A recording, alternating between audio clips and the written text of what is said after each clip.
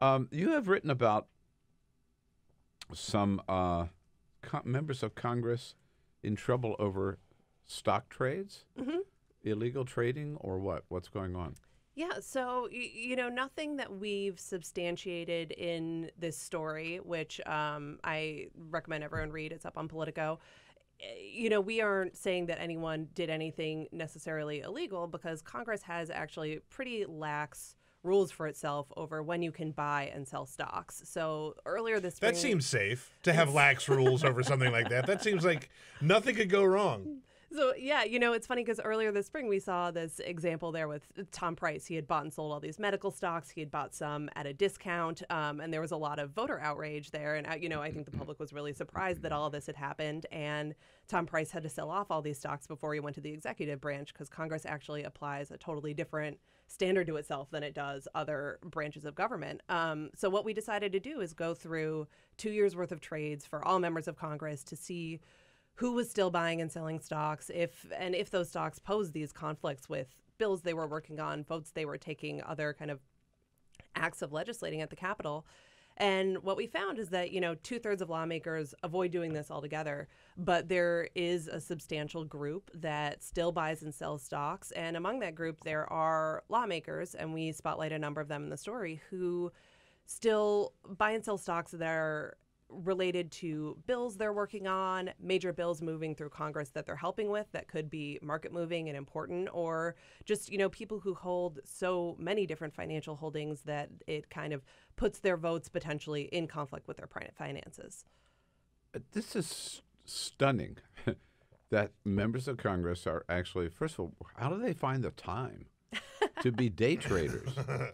That's what we're talking about, right? Yeah, in some cases, I haven't peeked into the minds of everyone we're talking about. I can't tell you exactly what they're thinking, but in some cases, people have indicated to us that they made that decision that they were day trading. In other cases, that maybe they, some people say that it was totally their broker that made a decision. They could be working with their broker, maybe their broker says.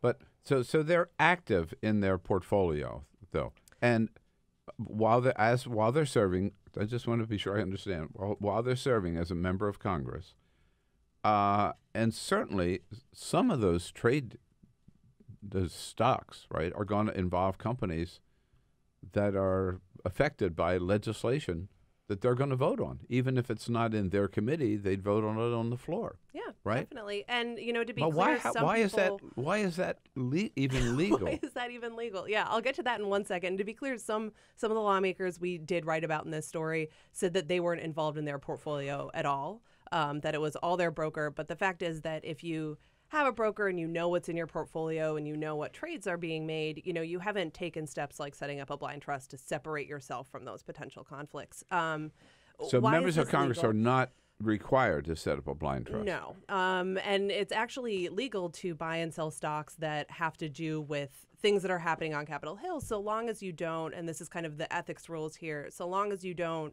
vote for a bill that only benefits a company or work on a bill that only benefits a company you hold stock in. But the interesting thing about this is that Congress tried to fix this problem 5 years ago. They passed this bill called the Stock Act, which kind of put new restrictions. It barred insider trading by members of Congress, and it required some new disclosures. And people thought that they had significantly improved or fixed this problem. What we found in this investigation is that maybe kind of this feel-good ethics reform that Congress really passed with huge bipartisan support didn't do as much as people thought it did, because there are still lawmakers who are pretty consistently engaging in just the kind of trading that Congress kind of shamed itself into trying to stop 5 years ago. I know that there's no conflict of interest legislation. We've learned that. I mean, a law affecting the President of the United States. Obviously, Donald Trump did not put his holdings in a blind trust, or didn't divest, and will not. But also wasn't required to. I thought the rules were different for members of Congress, but obviously not. Are these just? Tell me these are just Republicans who are doing this. It's, our overall look at this found that it's pretty much equal share Republicans and Democrats that engage in trading stocks. So it's it can be anyone, and pretty even across the House and the Senate too, actually. So it's not like there was one group of people that stood out. I will say that the heaviest traders, so people who are trading like more than 100 stocks every year, tended to be House members. And a lot of these people that a lot of the time it's also people who aren't, you can imagine, bastards. running in super No, people who aren't that's what running in they're doing. high profile re-elections are another Yeah, one. Because right. if you're running in, if you're a The- senator and you're going to be, the subject of all this opposition research and ads against you, this is the kind of stuff that makes good ads. So it's those people who fly under the radar a little more. But that- the potential here for corruption is so. I mean, it's so obvious and so ripe. I mean, somebody comes into your office and they're talking about, I don't know, whatever the industry is, some new patent or some new business or some new startup, and you can see the wheels start turning. Oh man, I want to get into that stock, right? I want to buy some of that, and there they go. I mean, it's just a blatant conflict of interest. Yeah, and in most of the, and in we most pay of the them things that we talk about- $175,000 a year. I mean, they're not exactly paupers, right? So, with the potential, there are a lot of ways. This is kind of the Washington cynic in me. If you're a lawmaker and you want to get rich while serving or after serving, you have options. There are books. You can go down to K Street. It's kind of it's Right. It's wild for people who aren't kind of steeped in that Washington world, I think. No, they have plenty of opportunities, given the experience that they get to make a lot. And I know several of them who've done that. We all do, who've made a lot of money once they leave the House or leave the Senate as lobbyists or consultants or whatever. Right? Perfectly legal.